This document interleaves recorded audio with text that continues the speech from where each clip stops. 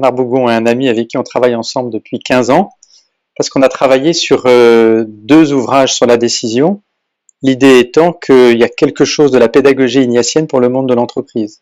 Voilà. Donc on a fait ces 2 ouvrages, et Bernard s'est dit qu'il y avait une lecture plus attentive à faire, un peu méthodologique, du récit d'Ignace, et finalement pourquoi il a écrit ça. Voilà.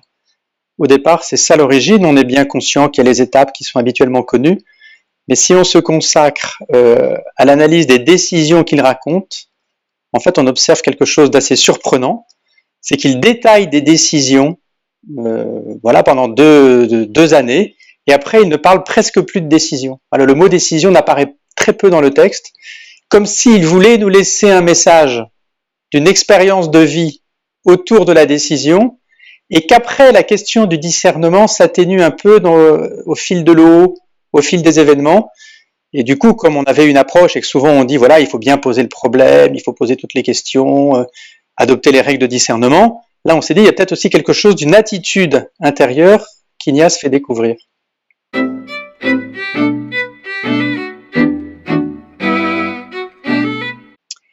Je crois qu'en fait, c'est quelques apports qui méritent d'être précisés et que peut-être sur lesquels les autres ont moins insisté. Le premier, c'est qu'Ignace fait l'expérience, lorsqu'il est alité après son accident, du discernement des esprits. Voilà. Mais il en fait l'expérience, et puis après il quitte Menrez, et en fait il vit la décision un peu comme nous tous, sans faire référence vraiment à ces règles de discernement. Et c'est plus tard, et c'est à Menrez qu'il va en fait intérioriser et vivre ça. Et donc c'est assez surprenant, je pense que c'est peu noté, qu'il a d'abord une compréhension de ce qu'il vit intérieurement dans sa tête, dans son esprit, dans ses tripes, et ces chemins faisant, il revit comme nous des décisions pour plus de liberté. Hein, mais il va laisser la mule choisir son chemin, ne sachant pas trop où aller. Et c'est assez surprenant que ce soit finalement 2 ans après, à Menrez, où il s'approprie cette question du discernement. Et ça, je pense que c'est important de le noter, parce que nous tous, dans ces questions de discernement, dans lesquelles on est attiré, on est un peu aspiré, on a envie de progresser, de bien faire, Ignace nous indique qu'il a mis du temps entre la compréhension qu'il en a eue et finalement comment ça l'a touché et ça l'a transformé intérieurement.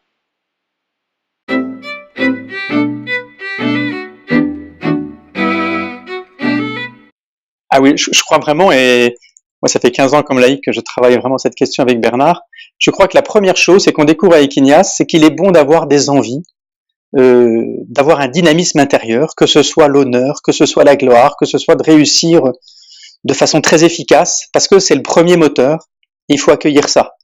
Et je connais 2-3 jeunes qui n'ont pas d'envie, qui n'ont pas de désir, qui n'ont rien. Et donc c'est quand même troublant, et on comprend qu'aujourd'hui les points de repère ne soient plus là, et que ça demande du temps pour se trouver et se chercher. Donc démarrer comme ça, c'est vraiment bon, et c'est la vie humaine que nous avons tous eue, en quittant les formations, de se dire, mais finalement j'ai envie d'être utile et j'ai envie d'être reconnu. Voilà.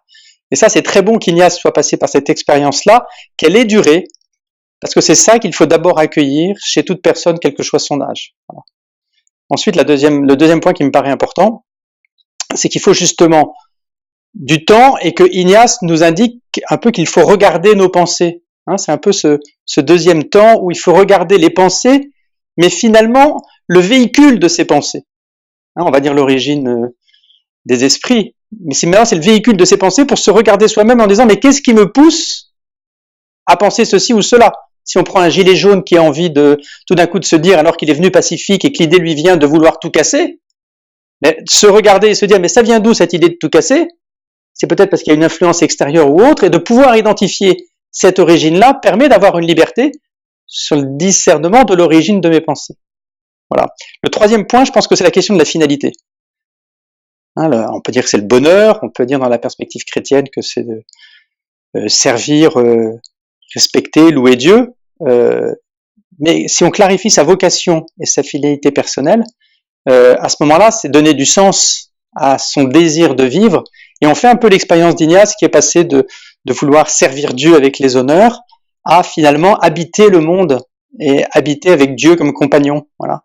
Donc son expérience est très belle, et c'est pas une question d'âge, hein, c'est une question de moment qui se crée, d'opportunité. Ignace quand même est est tombé malade. Enfin, en tout cas, il a été opéré. Donc ça a été ça, quoi.